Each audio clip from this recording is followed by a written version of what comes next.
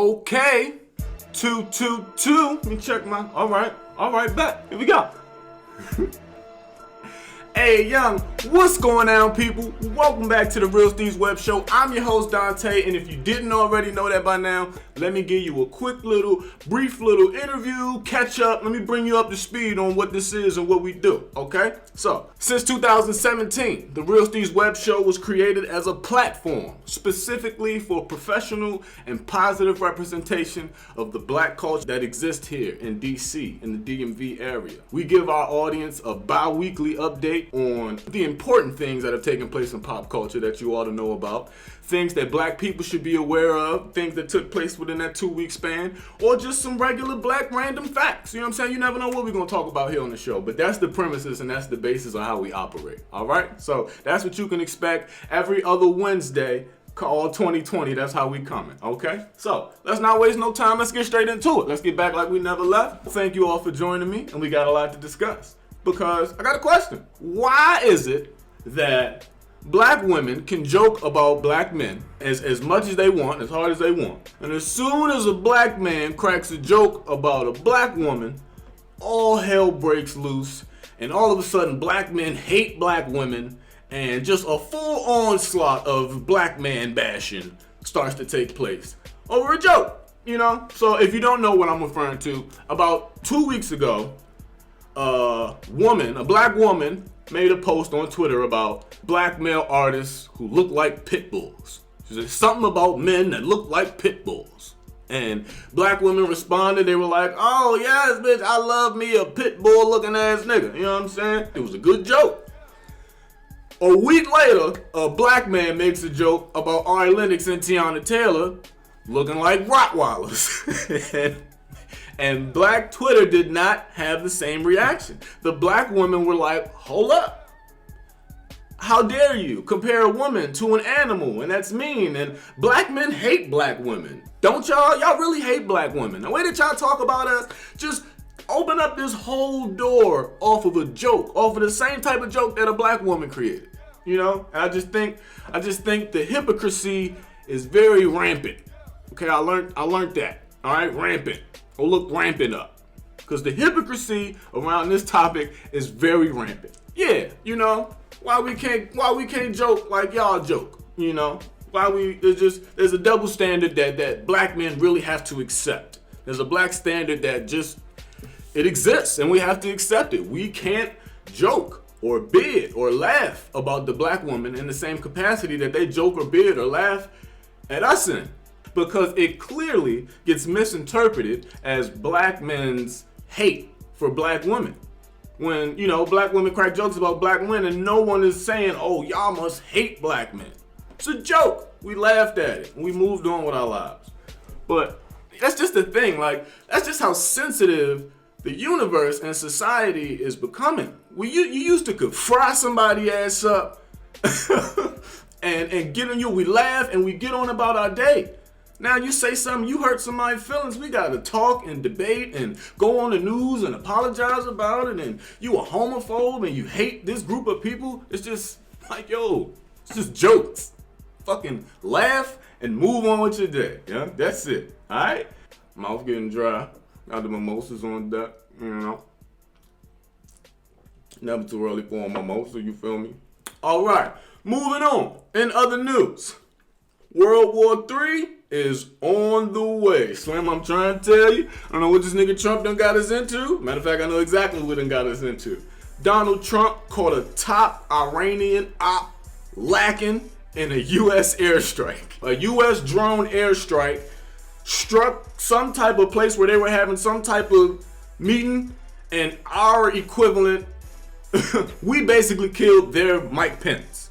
Okay? Blew that man to smithereens. And the response on Twitter has been, it's been all these different tweets from Iranians and Middle Eastern tweets, and it's all written in Arabic, and they talking about taking vigorous revenge. They talking about taking serious revenge against America for what they've done. They tweets are totally different. There's not one joke being cracked over there in Iran. I'm gonna show y'all some of the shit they was tweeting. I'm gonna post these joints up. These niggas is not joking. Like, they upset. They posting army montages and shit.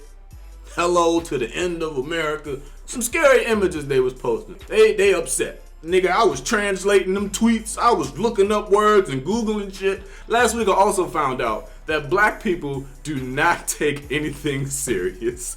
We was on Twitter joking and bidding really hard about World War III. But, you know, and then people were really saying, oh, black people don't take nothing serious. Y'all not serious about nothing. But I think at the end of the day, like, what did you expect us to do when we got the news that World War III could potentially be among us? Did you think we were just going to, like, put our boots on and our helmets on and go, you know what I'm saying, to the front line? Like, no, we're not soldiers. And this, I really think that's how black people, that's just how we cope with information. Sometimes we receive drastic, traumatic information. And I think the best way for us to cope or process with it is to joke about it or bid about it. Because if we sit there and dwell on it like, yo, worrying if Iran, if they gonna drop that shit on us, you know what I'm saying, out of nowhere, just have us here all fucked up. Like, you know, we got to joke, we got to laugh this shit off. We can't just hold those scary ass, that information inside. We got to, you know, I just think that's how black people cope with a lot of information. It may seem like we don't take nothing serious, but that's just how we cope. One last thing about World War III is that Trump just tweeted, our military just spent $2 trillion on this type of machinery and weaponry, and what's on site, and we're ready and we're prepared. Cool. But, nigga, did you just say y'all just spent $2 trillion? Like, in less than a week of receiving the news, y'all dropped $2 trillion. But it takes years and months, and you gotta shut the government down to approve like $1 million for a budget. Like, do you know what you could have done with $2 trillion, bro? Like, you dead ass could have got rid of all the student loans. You could have provided housing for every homeless person in America. You could have dead ass, you know, it's just so much you could have done with $2 trillion. And you're just on Twitter talking about you just spent it like it was a quick $20 bill or some shit. $2 trillion. They approved that shit in like 3 to 4 days, and I'm just blown away. Because they act like, motherfuckers always, my man was on Twitter talking about, they always asking like, where the government gonna get the money from? How they gonna get the money? Who gonna pay for that? They got the fucking money, bro. They got it. They got the money. $2 trillion. That just threw me off a little bit, like, damn. But in all seriousness, I do have a few links below. There will be, I don't even know how to say this shit. By the time you see this video, there will be links in the description below that you can actually check out, that if you really want to know what's going on about World War III. Got some nice articles in there that you can check out that'll really just bring you up to speed, bring you up to date, so that you can be abreast of the World War III situation, because apparently it's potentially possible. You know? So, yeah. Alright? Get you a gun or something. In other world news, Australia is on fire, Mike. Jesus Christ. Look at these images that we're seeing. And no one else, none of these major news corporations are talking about it. They're talking about everything else under the sun, but one of the biggest continents on the planet is on fire. From space, that shit is red. Like, look at this shit. It's ridiculous, y'all. Australia is experiencing the worst bushfire season that they have ever had. And lots of countries have bushfire seasons every summer. But due to global warming, like, global warming is really a fucking thing. We've had bushfire season our whole existence. But 2019, our bushfire season done lit the whole damn continent up. It's so hot. The whole shit is on fire because the ice caps is melting and the ozone layer is weak as and this fire done released like 250 million tons of CO2 out into the atmosphere. If you don't know what CO2 is, go look it up. I don't even really know what it is, but I know that's that bad shit that come out the smoke and break down our ozone layer. That's what that CO2 is. 14.5 million acres have been burnt in Australia and over 500 million animals. All right, little videos of these little koala bears and kangaroos and shit hopping out the forest, getting bottles of water and shit from like, that shit is bad. That shit is so sad. And it's super tragic what's happening down there in Australia. We're gonna pray for them and send our condolences. We're gonna donate to the campaigns and send some resources, whatever it is, however you can get down. Or we're gonna spread awareness about it, whatever it is that you can do. You know what I'm saying? Australia need our help. They down under, they fucked up down under, Mike. Moving on. Rapper DaBaby was arrested again after allegedly a promoter initially offered him like $80K for a show, and then We interrupt this confusion to bring you a brief message from Little Boosie. DaBaby robbed concert promoter for not paying him all his money. He gave him $20K instead of $30K.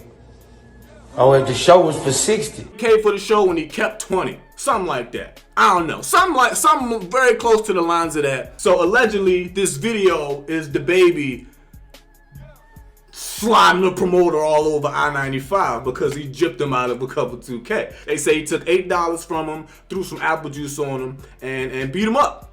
The bad news is, the bad shit about it to me is, DaBaby is possibly at the peak of his very impressive career. And I mean that in the most supportive way ever.